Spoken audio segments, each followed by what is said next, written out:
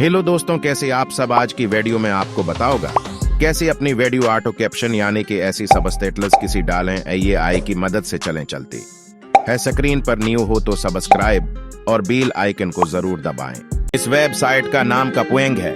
इस पे अपना अकाउंट बनाना है।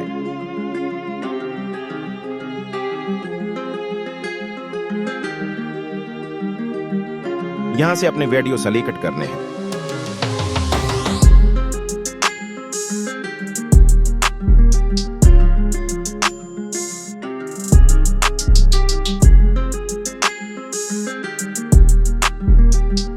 आपने यहां सबटाइटल्स पर क्लिक करना है।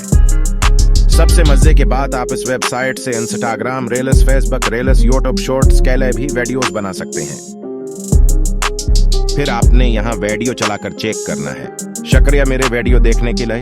अगर अपने चैनल सब्सक्राइब नहीं किया तो कर लें और कल की वीडियो आपको कार्टून स्टोरी बनाना कहा होगा।